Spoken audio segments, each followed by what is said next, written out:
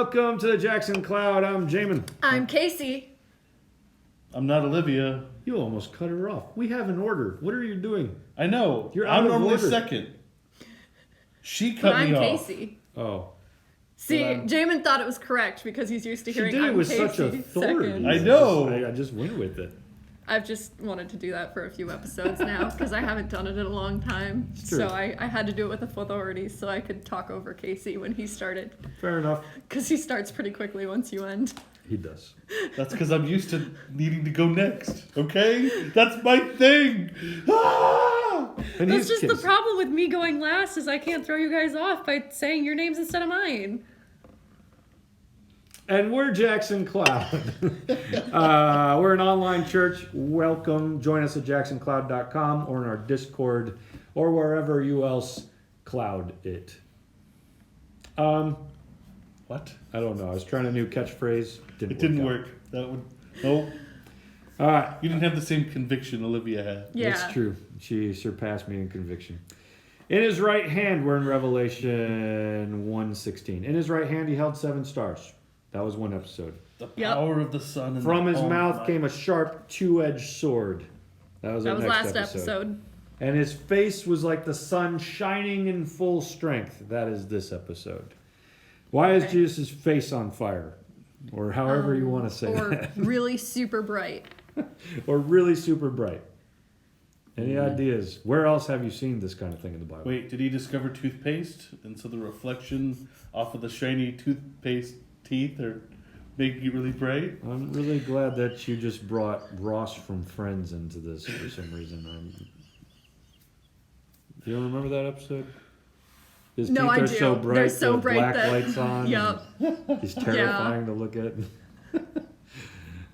All right. Any other places from the Bible that you might make mention of? Bright faces, things like that? Well, I mean, there is the whole meeting with Moses that he was so bright that Moses reflected or absorbed. I don't. He started shining too. Mm-hmm. Unless it was just ancient language to describe someone who was tan. They had a glow of the sun. His face was so bright we couldn't. You're so tan. I feel like that's a SpongeBob episode. I don't think they meant tan. Okay, I really don't. Maybe he just brushed his teeth really well that morning. That's probably it. Yeah. All right. Because toothpaste was totally a thing back then. So, any other thoughts? Okay. Well, let's start with what you just said, though. Right? Moses. Moses' face is shining. How did that happen to him? He was in God's presence for long enough. Yeah. Where is Jesus at this point? Probably in God's presence. He's in God's presence, and he is God, right? So, like, to some extent, there's this kind of like revelation, I think, in those two statements. Because, I see what I did there by accident. Yeah. So we've got those things going on. But in that moment, Moses comes off the mountaintop and just his face is shining with God's presence, which is exactly what's happening right here. Where's another time someone goes up on a mountaintop and comes down, or goes up on a mountaintop and then their face is shining with God's presence? Think of any? This one's in the Gospels. Is it Jesus? It's Jesus. Yeah, Jesus goes up on a mountain and then he undergoes the Transfiguration, right? Now, what's being stated in that particular moment right there? What would you think? That he's God? Yeah, so you have a moment of, so God's voice shows up, right? This is my son whom I'm well pleased. I believe that's right there in the Transfiguration. So we do have this moment of like Jesus is in God's presence and now his face is shining. So that's likened to Moses. The Bible also gives a lot of implications that Jesus is like a second kind. Well, not a second kind, but like he's the new Moses, if you will. He is the law. He is up on the mountaintop having an experience with God. He's greater than Moses. Who shows up at the Transfiguration? Moses. Moses and And Elijah. And Elijah. Yeah. Hey, nice. Yeah. So they're both there. So you have all these moments of like, wow, this really feels like we're running into like Jesus is the new Moses. He is the new law. He's all the things that Moses was, but more. And some of the things that I think we also need to recognize is that he's showing up. Here's what I would give you a thought of. What if at the Transfiguration Jesus is revealing like who he actually is, his real identity? Like when we think of Jesus in our established theology, born out of the Bible over 2,000 years, it's just point blank, of course, Jesus is God. Like that's where we land. But did the disciples know that? I would assume so. Did they? When do you think they found out? Wasn't it at the Transfiguration? I would assume when he walked on water was kind of a big tell. That was a moment where, let's actually find their exact words. Because I would say that is one moment where they were super caught off guard. Because up to that point, Jesus had shown himself to them to be a prophet anointed by the Holy Spirit. Right. And he did things that the prophets had always done, but he did it to another level, right? Mm-hmm. Elijah multiplied food.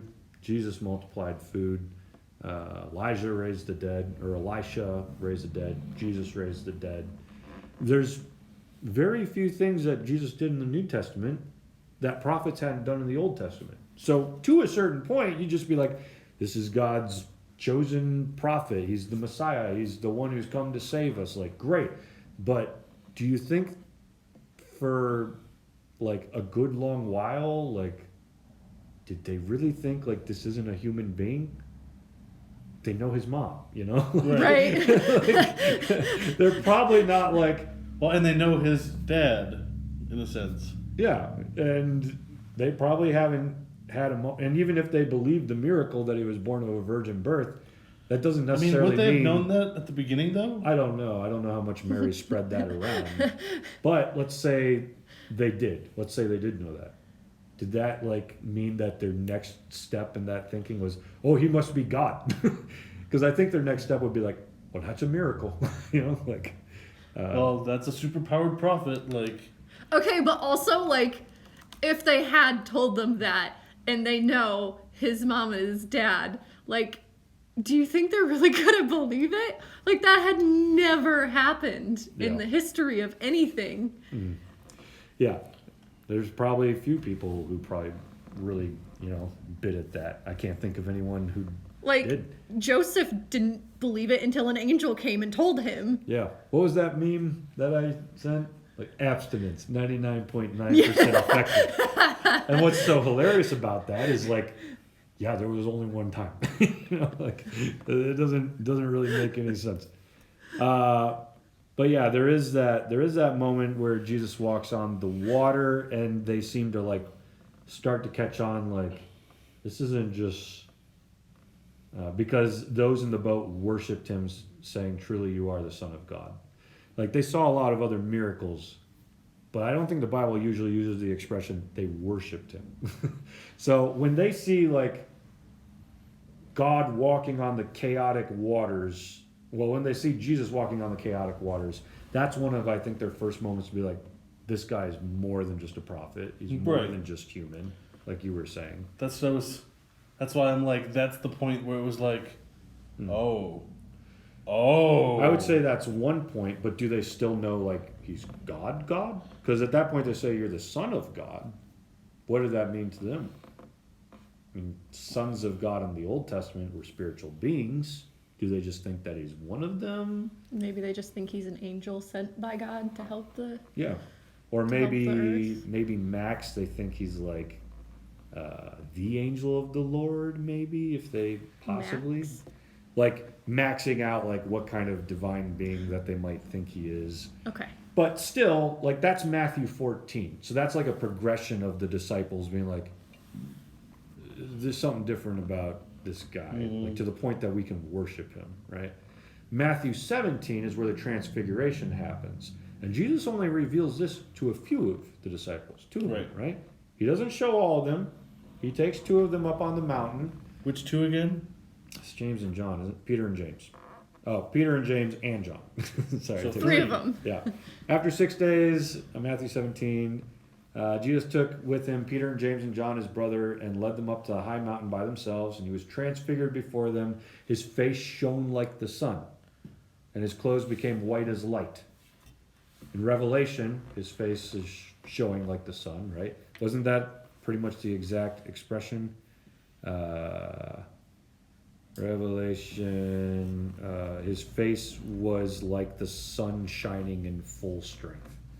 So there's almost a callback here, not just to Moses, but to how Jesus looked to his disciples, which were who? Peter, James, and John. I love how it's Peter and then the Sons of Thunder. The Sons of Thunder, yeah. So it's like, I mean, I consider James and John the two bros of the disciples. So it's like, think of like two jocks, like being like, dude, whoa, Yeah. right? Dude! Whoa! Like, Well, that's. even just thinking Sons of Thunder, and then John writes Revelation. That's like, you want some thunder, do you? You know, it's like, even though I think John's got a completely, as we're paying close attention, a pacifistic route that was always identically Jesus. It's like he still has to tell his pacifism in the sense of as much like intensity as he can. Yeah, Sons of Thunder, right there. Behold, as Jesus' face is shining like the sun, and his clothes become white as light.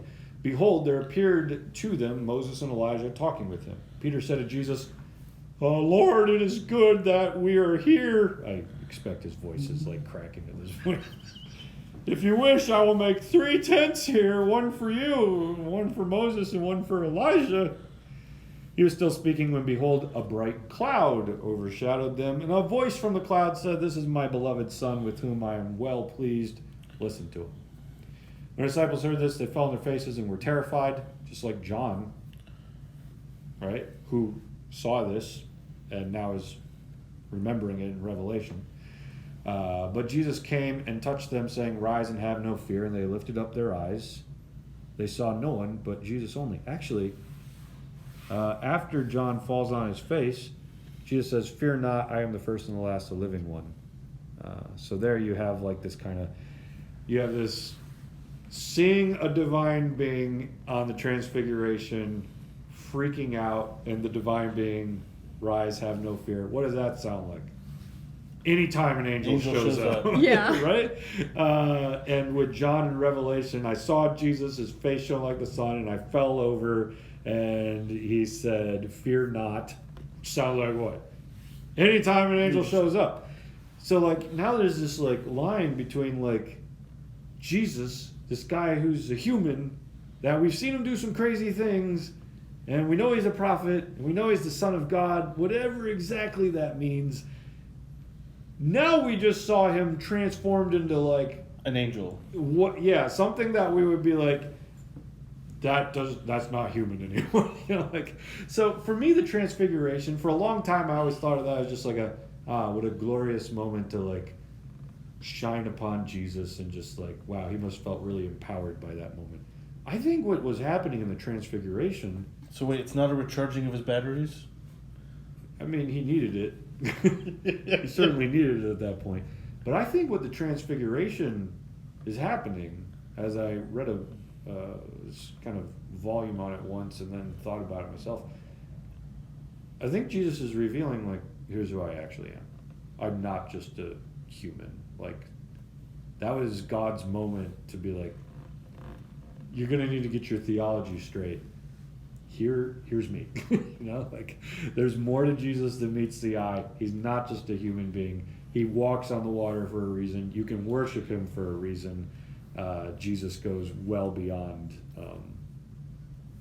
all that. So, and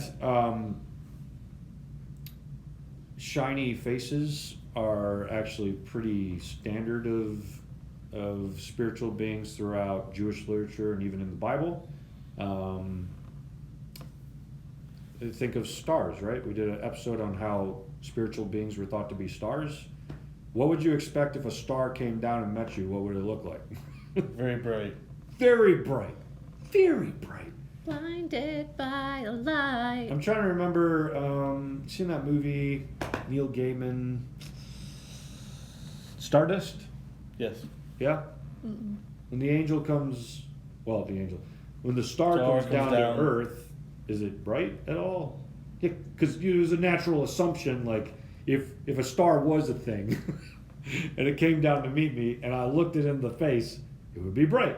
Even in our, like, American writing today, we would think that. So, of course, it makes sense, like, they're looking at Jesus, and now he's shining. And it's not just Moses who, like, stared at it so long, his face, like, bioluminescent, like, absorbed and then spit it back out. In this case, like, there's actually a revealing of who's underneath. So, and Moses is there with him too. So, shiny faces of heavenly beings. Daniel 10:6, Revelation 1:16 right here, Revelation 10:1, 4 Ezra 7:97, Apocalypse of Zephaniah 6:11, 2 Enoch 1:5 and 19:1. Throughout Jewish literature and even a few spots in our Bible, it was commonplace to think, like, if I came in contact with a heavenly being, their face would be shiny like a star, because that's what they are, if you will, right? White clothes of heavenly beings is also a thing. And Jesus' clothes on the Transfiguration, right? It wasn't just his face. And so, like, this is part of the reason it's, like, beyond Moses. Moses' face glowed, but Jesus' entire, like, clothes glowed as well. Daniel 7:9, Luke 24:4, Revelation 3:5, 6:11, 7:9, 13:14, 19:14, 1 Enoch 14:20, 62:15, 71:1, 2 Enoch 22:8-10, 2 Maccabees, Pseudo-Philo, 4 Ezra. Like, those are examples throughout Jewish literature and the Bible where when you come in contact with a heavenly being, their clothes are white and shiny. So, again, we get that feeling with Jesus, like, this is more. But guess what? You too get a certain kind of shininess. So we can shine bright like a diamond? Well, it's believed that saints have a shine to them. Like, if you were to come in contact with a saint, you'd see, like, that's why, like, whenever you see an icon, pictures, you have they always have, like, the halo around them, but, like, if you saw them in person, you would see that they'd be shiny. Yeah. So, yeah, so, like, we get this thought of, like, if you will, a glorified, resurrected human, or pre-resurrected, I guess, if we've died and gone to heaven, but we're waiting to come back to the resurrection, that there's almost a certain spiritual being type quality to us now, too. Jesus said in Matthew 13:43, then the righteous will shine like the sun in the kingdom of their Father. So, like, that's what shines like the sun in the kingdom of God. Angels. It's not that we become angels, but, like, we take on the kind of quality of spiritual beings, if you will. Matthew 22:30, in the resurrection, they neither marry nor are given in marriage, but are like angels in heaven. In that particular passage, he was talking about sex. But we don't have time for that. But he did still make an allusion to, like, humans being like angels. Maybe he didn't mean it in this route, but you could possibly go there if you want. Revelation 3:5, he's going to say that the one who conquers will be clothed thus in white garments. So there's a lot of places throughout Revelation, when we're writing to the churches especially, where Jesus is like, do the right thing. If you do the right thing, this will be your reward. If you do this, this will be your reward. If you do this, this will be your reward. It changes every time, but one of those rewards is white garments. And I get this feeling like that's like the becoming like a spiritual being, if you will, becoming a part of the heavenly council. If you do the right thing, you'll be brought into heaven, and you too will be put in the resurrection, where you become not angels, but like it in a certain substance. The resurrected human is its own thing. It's not an angel, but it's almost got a spiritual being human hybrid to it, based on the way Paul describes it. So, and then Revelation 7:9. After this I looked, and behold, a great multitude that no one could number, from every nation, from all tribes and people and languages, standing before the throne, before the Lamb, clothed in white robes. So, we have Jesus who shines in Revelation, Jesus in his full expression of who he is as a entity in the Transfiguration, and then the invitation to us as Christians, that in the resurrection we too will put on this heavenly, like, or Paul will call it a spiritual body. Not to say that we become spirits, but it's a body that also hybrided into spiritual, if you will. So, anyways, all that off of a few words about Jesus' shiny face. Any other thoughts? I'm surprised she didn't break out in the song. When it said, Shining like the sun. At the trumpet call. Lift your You gotta voice. find new song. If you're gonna keep singing a song over and We're over, literally- you need a new one. Shining like the sun No, was no, no, in no, there. no. Here's what she needed to do. Oh, I'm gonna regret this.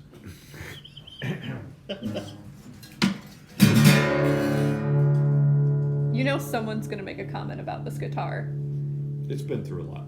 Shine, Jesus, shine. I can't do it. It's not a key I know how to play. Do you even know that song? Fill this land with. No, she doesn't. That's probably for the best.